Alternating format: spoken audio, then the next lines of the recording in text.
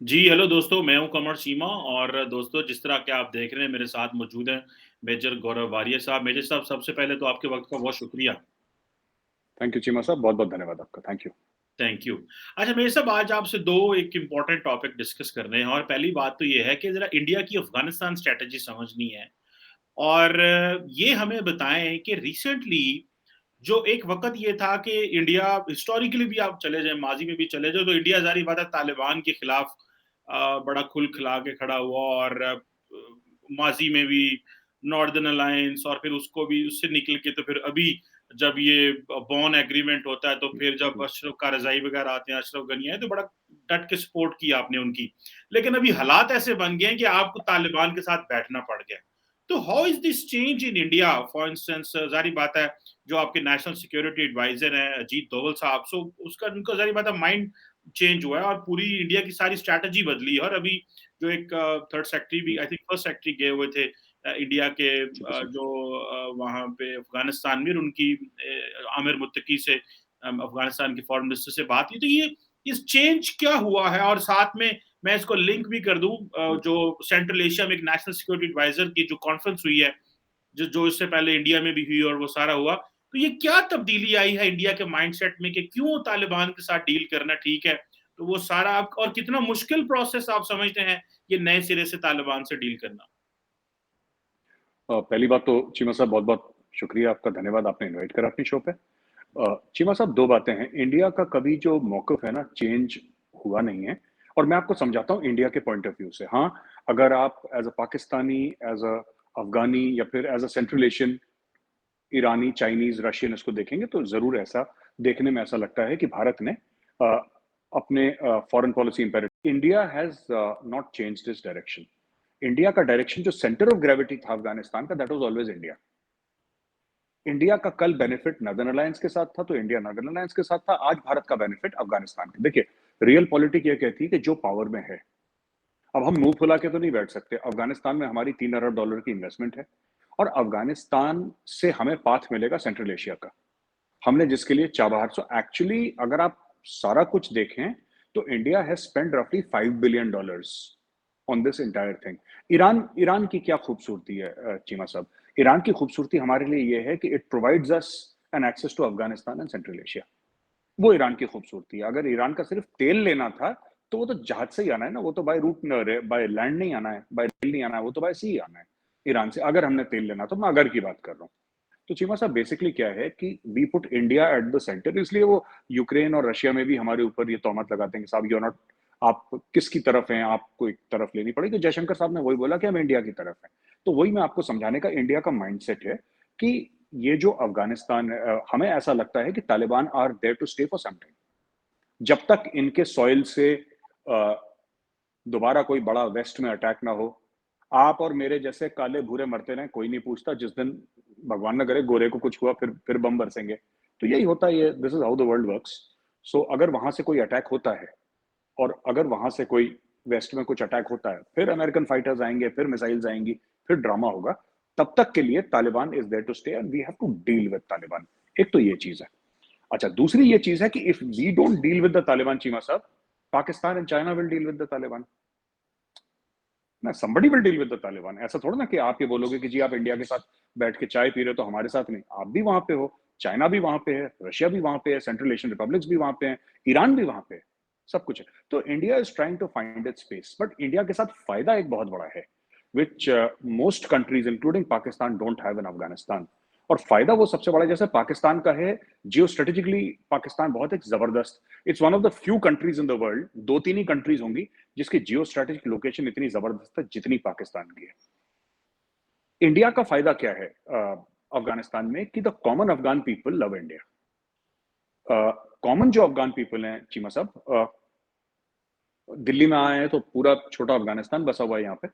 इनके लोग यहाँ पे पढ़े हुए हैं and many people have studied here, gone back, इनके घर हैं यहाँ पे। तो जैसे आप ये कहते हैं ना कि पाकिस्तान में घर हैं, वेदर इन कराची, वेदर इन खैबर पख्तूनख्वा, क्वेटा, आपके जो एरिया हैं, यहाँ पे अफगानों के घर हैं जो रेफ्यूजी आ रखे हैं, उसी तरीके से हिंदुस्तान में भी हैं।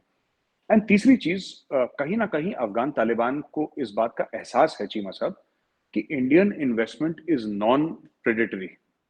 अनलाइक चाइना, जैसे चाइना ने श्रीलंका में, मैं आपका प्रोग्राम देख रहा था, जो आपने वो श्रीलंकन प्रोफेसर के साथ करा था, वो मैंने देखा था चीमा साहब। सो जैसे कि चाइना की इन्वेस्टमेंट है, जिसने पूरा मुल्क साफ कर दिया। वो बता रहा था आपको जैसे ना कि मतलब एक एयरपोर्ट बनाया जहाँ पे प्लेन लैंड नहीं करते, एक पोर्ट बनाया जहाँ पे जहाज नहीं आता। और वो अरबों डॉलर का है, क्योंकि कोई ना कोई तो वापस करेगा उसको। और वो बना दिया, और उसको कोई कोई उसको जिसको कहते हैं कि इस्तेमाल नहीं करता। उसी तरीके से कहीं ना कहीं we are also trying to tell the Taliban, we are also trying to tell Afghanistan कि देखिए, हमने आपके यहाँ $3 अरब खर्च करे, 2 या 3 अरब जैसे भी हमने खर्च करे, हमने आपसे कुछ मांगा नहीं इसके एवज में। हम आगे भी अरबों डॉलर खर्च करेंगे, हम आपसे कुछ मांगेंगे नहीं कि हमें कंधार दे दीजिए, हमें काबुल दे दीजिए, इसका एयरपोर्ट दे दीजिए। ये सब we will not ask you, this is in good faith. अब देखिए, बात यह है ना कि it is an extension of foreign policy. So when India is spending money, obviously India is seeking influence, Seema sahab. मतलब हम लोग एनजीओ तो नहीं चला रहे, हम लोग हाँ, एनजीओ नहीं चला रहे। हाँ, we are doing it for foreign policy से, we are doing it for this thing, but लोगों को भी दिखता है, और अफगानों को पिछले 15-20 साल में ये बात दिखी है कि जो इंडियन इन्वेस्टमेंट्स हैं, they are more, if I can say, human friendly. They are more human friendly than China. तो ये दो तीन बातें हैं चीना सर। मेरे साथ एक बात है, फॉर इंस्टेंस आपने एक बात की कि आप बेसिकली एक्सेस चाहते हैं सेंट्रल एशिया में। पहली बात तो ये है कि मैं समझता हूँ, मेरी पर्सनल राय ये है कि इंडिया ने सेंट्रल एशिया के साथ बड़े अच्छे कॉन्ट्रैक्ट्स बना लिए हैं। जब ओआईसी की जी कॉन्फ्रेंस इस्लामाबाद में हो रही थी, तो सेंट्रल एशिया के 5 फॉरेन मिनिस्टर दिल्ली में बैठे हुए थे। ठीक है? सो जी अदर अदर दैन दैट वैसे भी मिलिट्री बेस भी है, बहुत कुछ जी है। पॉइंट ये है कि अफ़गानिस्तान के रास्ते सेंट्रल एशिया में क्या एक्सेस है? ठीक है? अ, एक लैंडलॉक्ड कंट्री है, यहाँ आपने पाकिस्तान के रास्ते जाना है, यहाँ आपने ईरान के रास्ते जाना है, और तो ये वो कैसे आप सेंट्रल एशिया पहुँच सकते हैं वहाँ पे? या ऑब्वियसली फिर एक बात आ जाती है कि वो एक जो मैं इसके साथ नया पॉइंट अटैच करना चाहता हूँ, पाकिस्तान। पाकिस्तान के कंसर्न जो सिक्योरिटी कंसर्न्स हैं, पाकिस्तान पूरी, मेरा ख्याल है 40-45 साल हमारी ये सारी स्ट्रैटेजी अफ़गानिस्तान पे यही लगी रही कि इंडिया का इन्फ्लुएंस ना हो। डेफिनिटली हम ये चाहते रहे हैं शुरू से। या इस पाकिस्तान अफ़गानिस्तान को एज़ ए स्ट्रेटेजिक डेप्थ के तौर पे माज़ी में इस्तेमाल करना चाह रहा था, अब वो सारी बातें खत्म हो गई हैं। सो एक तो पाकिस्तान ये समझ रहा है कि अगर जिस तरह मुल्ला यकूब को सुन रहा था न्यूज़ 18 को इंटरव्यू देते, उन्होंने कहा कि हमें कोई प्रॉब्लम नहीं है अगर हमारे लोग अफ़गानिस्तान में जाके तो ट्रेनिंग ले लें। तो एक क्वेश्चन तो ये है कि तालिबान को इंडियन आर्मी ट्रेनिंग देगी, तो ये कैसा होगा? मतलब what optics will this has? One thing. Second thing is कि ये जो आप सेंट्रल एशिया की एक्सेस की बात कर रहे हैं, आपको लगता नहीं है ये बड़ा मुश्किल है? अफगानिस्तान के रास्ते लॉलेसनेस है, इस्लामिक स्टेट है, बहुत कुछ है। सो प्राइमरीली वही बात फिर आ जाती है पाकिस्तान की कि वो whatever Indian investment will be in Afghanistan, that will be for Pakistan, not even for Afghans. ये एक सारी बात है, बड़ा कंसर्न पाकिस्तान का है। तो आप क्या समझते हैं कि obviously this is how it is, या क्या आप समझते हैं कि नहीं, नो, हमें तो सिर्फ अफगानिस्तान से गर्ज है? नहीं, ऐसा नहीं है चीमा साहब। हम भी ऐसे कोई दूध के धुले नहीं है, जैसा मतलब हम लोग करते हैं। पाकिस्तान भी दूध का धुला नहीं है ना, अफगानिस्तान दूध का धुला है। अफगानिस्तान भी पाकिस्तान और भारत से फायदा उठा रहा है। और जो भारत है अफगानिस्तान में, ऑफ कोर्स हम लोग अच्छा करना चाहते हैं, वो एक पार्ट है, लेकिन that is not the whole story. It is also denial of space to Pakistan and China. जैसा मैंने शुरू में बोला था चीमा साहब, अगर हम नहीं होंगे तो आप होंगे, आप नहीं होंगे तो चीन, कोई ना कोई तो होगा वहां पे।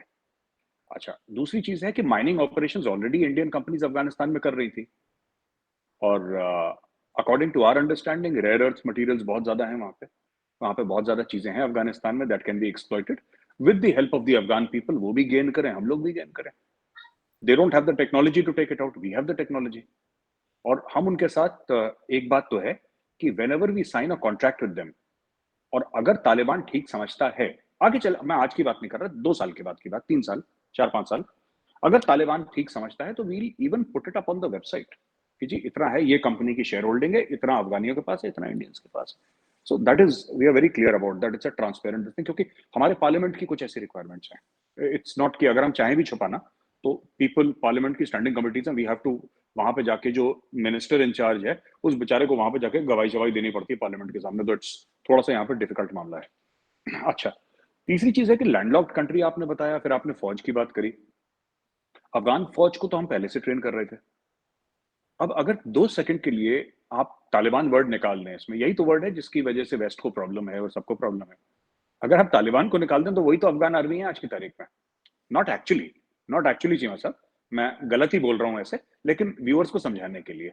अफगानिस्तान, अगर आप अफगानिस्तान में जो तालिबान है उसको अगर आप अफगान गवर्नमेंट मानते हैं, अगर आप उसको अफगान गवर्नमेंट मानते हैं जिसके साथ दुनिया बातचीत कर रही है, जिसके साथ दुनिया डील कर रही है, डिप्लोमेटिकली ना कर रही हो फिर भी डील कर रही है, तो फिर जो उनका मिलिशिया है आप उनको आर्मी मानेंगे।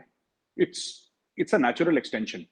तो ये चीज है, हम उनके वैसे भी अभी 100 150 200 कुछ उनके ऑफिसर कैडेट्स हैं जो हमारे पास यहाँ पे हैं, जो अभी तक वापस नहीं गए, उनको अपनी जान का खतरा है अफगानिस्तान में। सो वहां पे भी उनसे बात करी जाएगी कि इनको सेफ पैसेज अगर दिया जाए, वरना they welcome to stay in India. Afghanistan के तो वैसे ही लोग दुनिया भर के, आप अगर लाजपत नगर चले जाएं और दिल्ली में इस एरिया चले जाएं, तो आपको तो वहां पे कुछ कुछ ऐसे एरियाज हैं कि आपको अफगानी अफगान दिखाई देंगे, इंडियन तो दिखाई नहीं देंगे। उनके रेस्टोरेंट्स, उनके होटल्स, अफगानियों का बिजनेस वहां पे इतना फैला हुआ है दिल्ली में।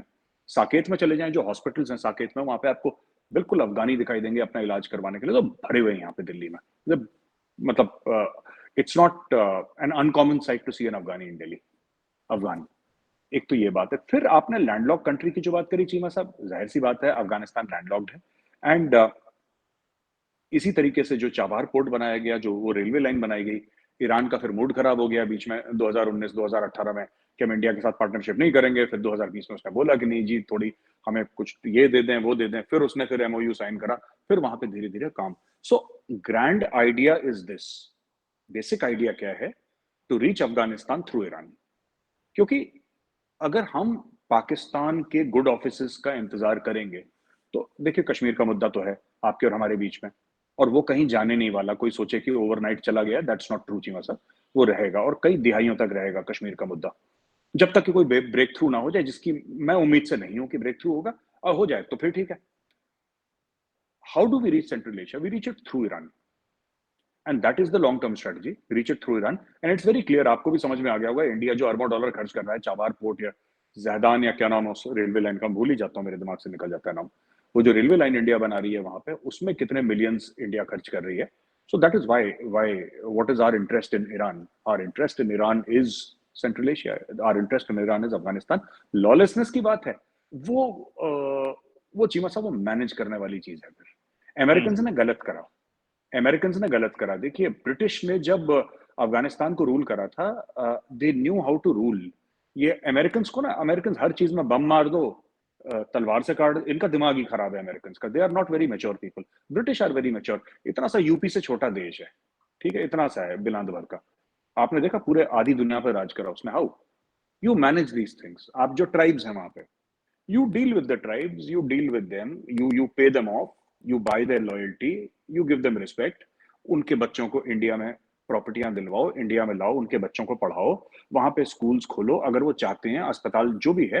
You have to spend money. Overall देखना पड़ेगा कॉस्ट बेनिफिट एनालिसिस में क्या लगता है। जो पाथ है हमारा थ्रू ईरान, वो हमें देखना पड़ेगा। Taliban will themselves provide security, because if we go to Central Asia via Taliban, we will pay them money।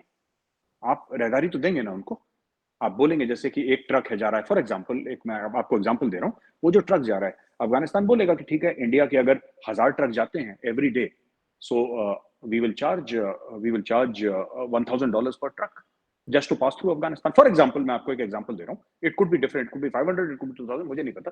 But so Afghanistan, Afghan Taliban will earn a lot of money, and of course we will pay the local warlords also, because it's not like a government, जैसे कि पाकिस्तान में, India में ऐसी ऐसी सरकार तो है नहीं, वहां पर तो ऐसी है लोग। तो भी वो मैनेज करना पड़ेगा। जो हमारे वो अभी गए थे फॉरेन ऑफिस से, I think initial talks with the Taliban that this is what we want to do. So we will get inside Afghanistan।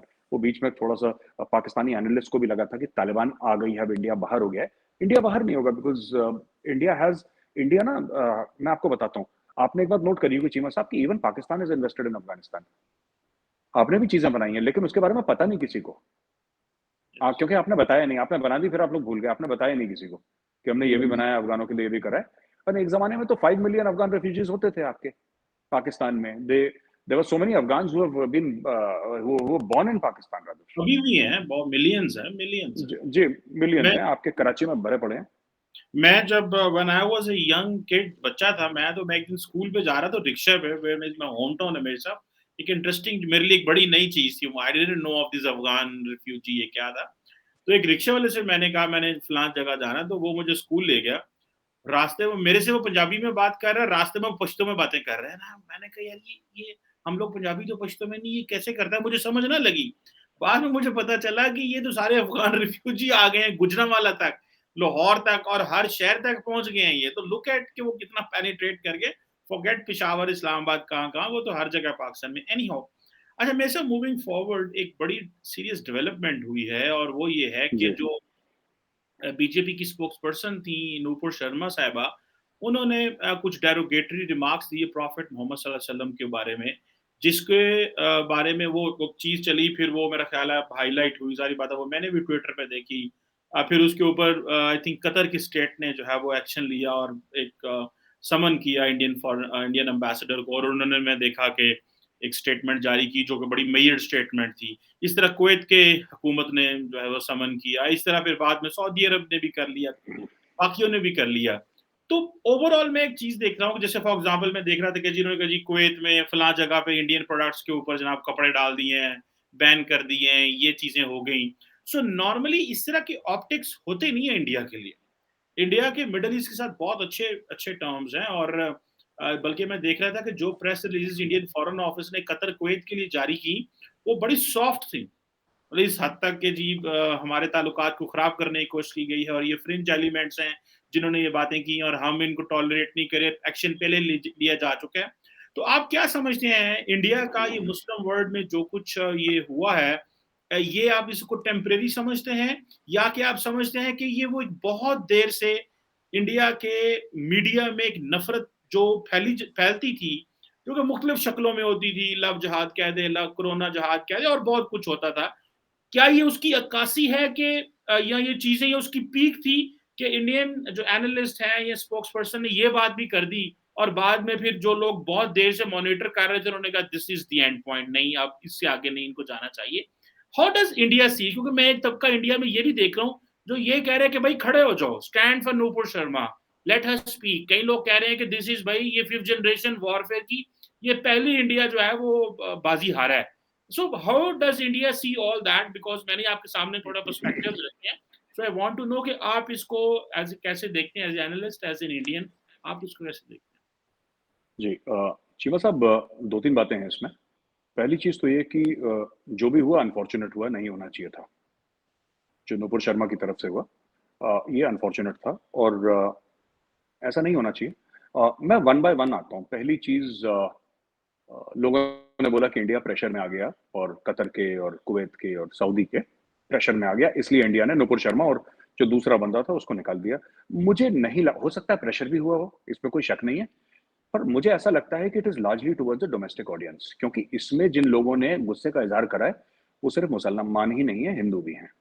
ठीक है? अ, पहली चीज़ तो ये बात है। ये थोड़ा-सा लंबा मेरा आंसर होगा, विथ योर परमिशन चीमा साहब, आपकी इजाज़त हो। हैं? चीमा साहब, 2 चीज़ें हैं। जो इंडिया, जब हम राफ़ेल खरीद रहे थे तो there was a lot of pressure from Russia कि हमारे 70 साल पुराने ताल्लुकात हैं और आप सुखोई खरीदें, आप मिग खरीदें, आप राफ़ेल क्यों खरीद रहे हैं? तो हमने फिर राफ़ेल खरीदे। जब हम एस-400 खरीद रहे थे, तब अमेरिका से बहुत ज़बरदस्त प्रेशर था। जब हम सिग सावर की 716 राइफल्स खरीद रहे, तब रशिया से प्रेशर था। अब रशिया से हम तेल खरीद रहे हैं, तो अमेरिका और यूरोप से प्रेशर है। तो प्रेशर हर स तो जो मुल्क चीन के प्रेशर जो चीन ने लद्दाख में डाला या सिक्किम में डाला, उसके सामने नहीं झुका, रशिया के, अमेरिका के सामने जो किसी का ये कहना है कि जी कतर के सामने झुक गया है, कि कपड़े-चपड़े डाल दिए उन्होंने, ये इतना I don't by this argument. इसमें मामला कुछ और है मेरे हिसाब से, मेरा एनालिसिस कुछ और है। आप लोग तज़िया कहते हैं ना पाकिस्तान में, तज़िया। मैं बताता हूँ, मैं तजिया। तज़ियाकार बनता हूँ आपके लिए और मैं बताऊँ जी। जी, जी, जी। तो चीमा साहब, ऐसा है कि 2 चीज़ें हैं। आपको समझना पड़ेगा, अगर आप पूरा वीडियो देखेंगे, ठीक है? जो प्रॉफेट मोहम्मद के लिए गलत बातें करी, किसी ने भी करी, नॉट जस्ट नुपुर शर्मा, वो चीज़ गलत है। लेकिन हमारे देवी-देवताओं के लिए भी मुस्लिम स्पोक्सपर्सन बहुत गलत चीज़ें बोलते हैं और कोई उस पे बात नहीं करता। मैं ये मानता हूँ कि सेक्युलरिज़्म का मतलब इक्वालिटी ऑफ रिलिजन्स भी होना चाहिए, राइट? अगर हमारे देवी-देवताओं के ऊपर और people like the Owaisi family, उनका भाई, जो हमारे देवी-देवताओं के लिए पब्लिक में कमेंट्स करते हैं, वो आ जाता है फ्रीडम ऑफ स्पीच पे, है ना? वो आता है फ्रीडम ऑफ स्पीच पे कि आप मतलब हमारे शिव जी हैं या प्रभु श्री राम हैं, आप उनकी बेइज्जती करेंगे और दिल खोल के बेइज्जती करेंगे, तो वो आपकी फ्रीडम ऑफ स्पीच है। वो आप कर सकते हैं क्योंकि इंडिया एक सेक्युलर कंट्री है और ज़ाहिर-सी बात है कि भारत का जो हिंदू है, सारी सेक्युलरिज़्म का ठेका उसी के पास है, ही इज़ द कॉन्ट्रैक्टर, तो वो झेलेगा, क्योंकि आपको बोला। लेकिन जब नुपुर शर्मा, और मैं नुपुर शर्मा को जस्टिफाई नहीं कर रहा क्योंकि जो नुपुर ने करा है, that can not be justified. So let me be very categorical. लेकिन जब नुपुर शर्मा कहती है, तो लोग कहते हैं सर काट दो इसका। नुपुर शर्मा का सर काट दो, इसका सर काट दो, उसका सर काट दो। तो ये गलत है। मुझे लगता है कि मुस्लिम्स हिंदूज को नहीं करना चाहिए प्रॉफिट मोहम्मद के खिलाफ, और मुसलमानों को भी हमारे देवी देवताओं की इज्जत करनी चाहिए। मैंने खुद देखा, मैं आपको एक एग्जांपल देता हूं, मैं उनका नाम भूल गया, अगर उनका नाम याद आएगा मैं शो में बताऊंगा उनका नाम। एक बड़े प्रोमिनेंट मुस्लिम बॉयज हैं जो टेलीविजन पे आते हैं, सफेद सा कुर्ता पहनकर आते हैं, घुंघराले बाल हैं, थोड़ा डार्क सा चेहरा, मैं भूल जाता हूं उनका नाम। उन्होंने लाइव टेलीविजन पे बोला जब राम जन्म मूवी की बात चल रही थी, ठीक है, अब हमारी आस्था जुड़ी है प्रभु श्री राम से, मेरी आस्था एज ए हिंदू जुड़ी है। वो टेलीविजन पे ये कह रहे हैं कि there was nobody called Lord Ram, there is no proof. मेरे सामने मैंने देखा, उन्होंने बोल दिया, उनको किसी ने कुछ नहीं बोला, कोई गुड्स के ऊपर कपड़ा नहीं रखा किसी ने, कुछ नहीं हुआ। मतलब एक कैजुअल कम्युनलाइजेशन है। मैं आपको पाकिस्तान का एक एग्जांपल दे देता हूं। अभी 3 दिन पहले इमरान खान की स्पीच आई कि शहबाज शरीफ जब वजीर आजम बने तो हिंदुस्तान में ऐसा जश्न मनाया गया जैसे वो शहबाज सिंह होगा।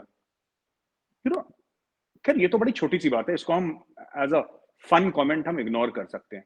लेकिन हमारे देवी देवताओं को भी गालियां देना, उनकी गंदी गंदी तस्वीरें निकालना, उनकी नंगी तस्वीरें निकालना, ये बड़ा कॉमन है इंडिया में। और जो इंडिया का हिंदू है चीमा साहब, उसको पसंद नहीं आता।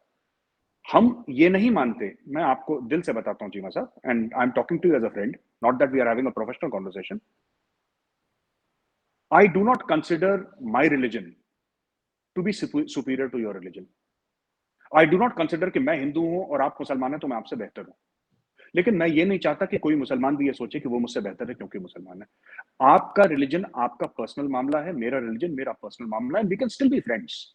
हम लोग दोस्त हो सकते हैं, हम लोग इख्तलाफात रख सकते हैं, हम लोग बहस कर सकते हैं, लेकिन हमारी एक गुंजाइश है कि अगर मैं कभी इस्लामाबाद आऊँ, आप घर पे बुलाएं चाय के लिए, आप कभी नोएडा आए तो मैं आपको खिलाऊं कुछ यहाँ के लोकल खाने, मैं आपको ले चलूं, तो इतनी गुंजाइश होनी चाहिए। मुझे ऐसा लगता है कि दोनों मजहब, जो हिंदूज हैं और मुस्लिम्स हैं, I think there is a need to respect the religious figures of each.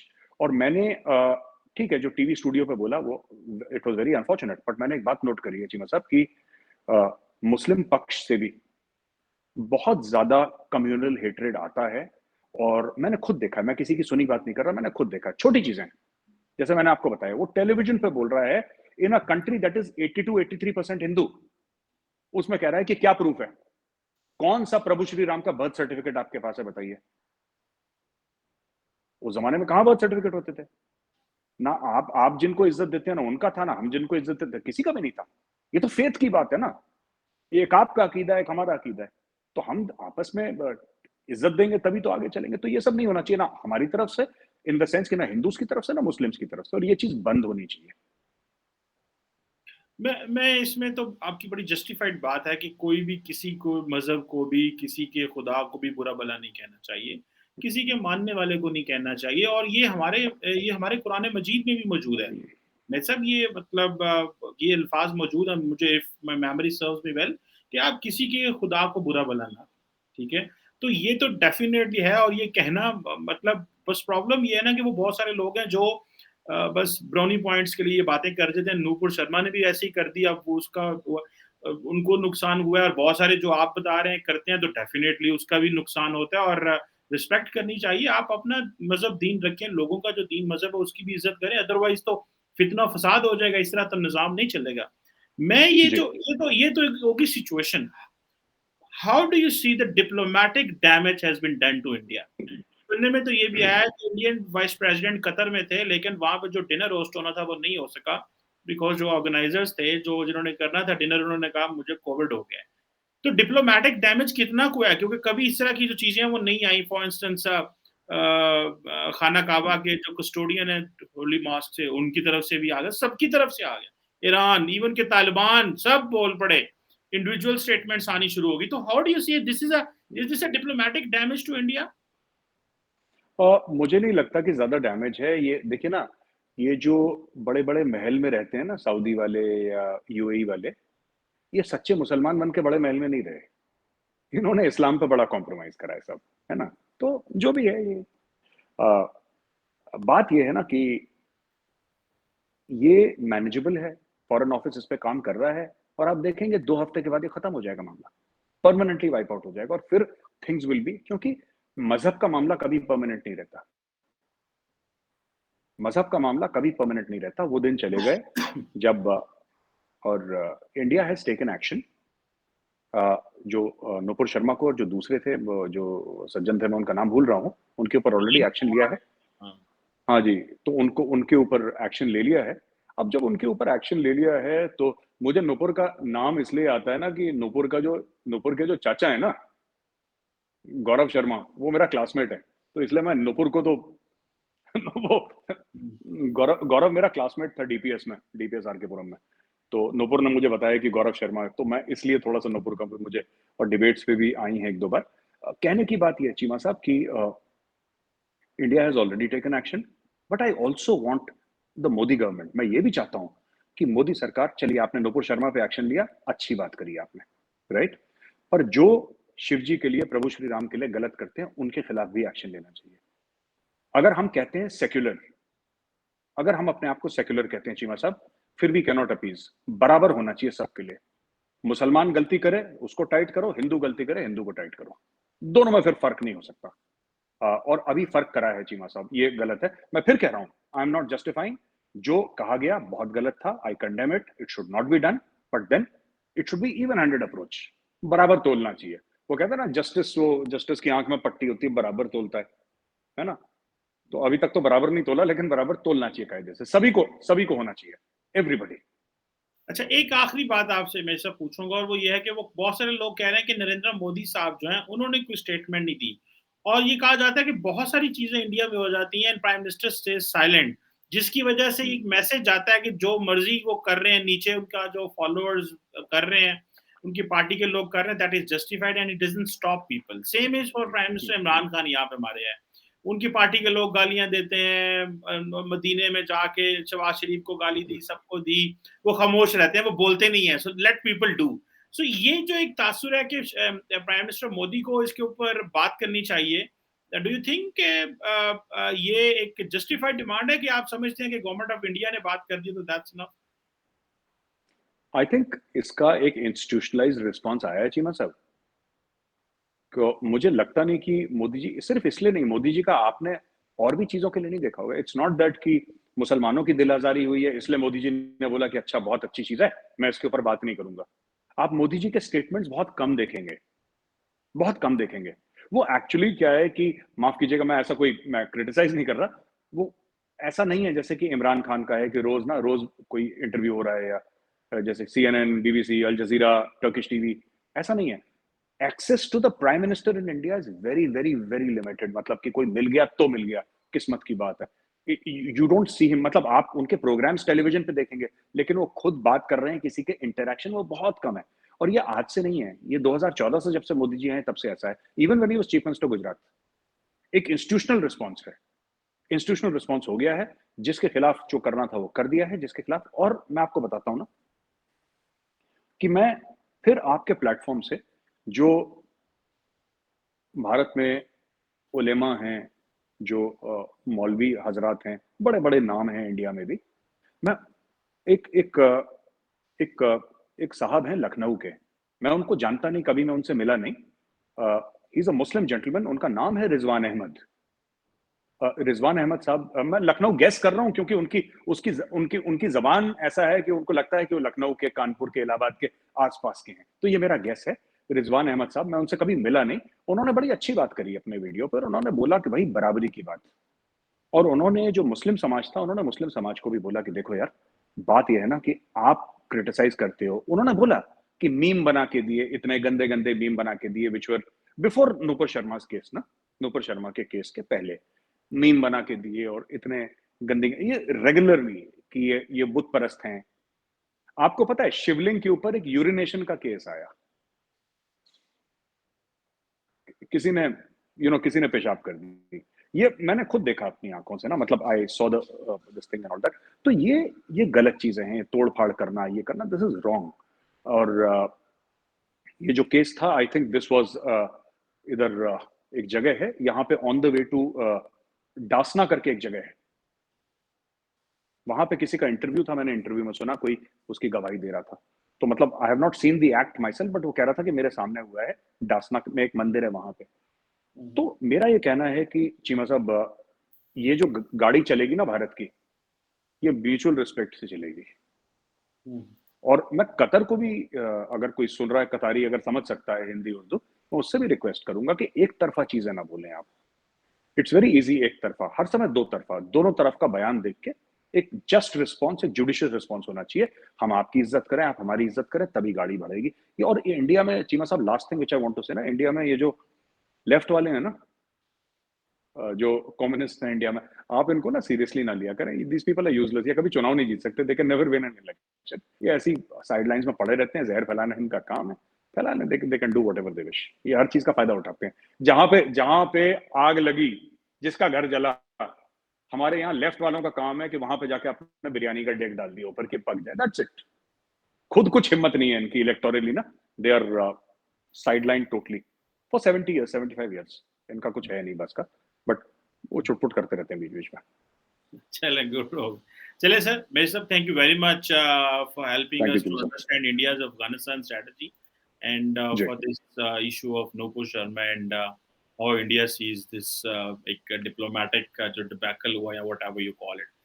Thank you जी very जी much for your time thank and you, thank you जी सर, थैंक यू।